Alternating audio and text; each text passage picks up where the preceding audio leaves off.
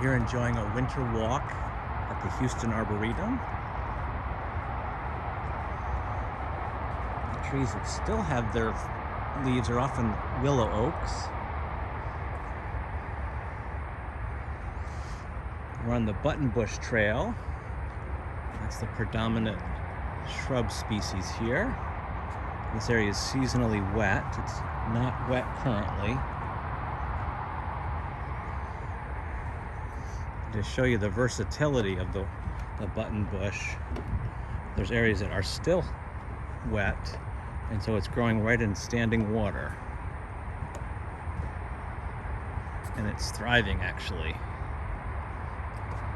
So I imagine that's quite shallow. It's maybe only less than a foot deep there. Looks like there's lots of new growth, that lighter colored, like reddish type foliage. And the seeds are what remain. Lots of activity.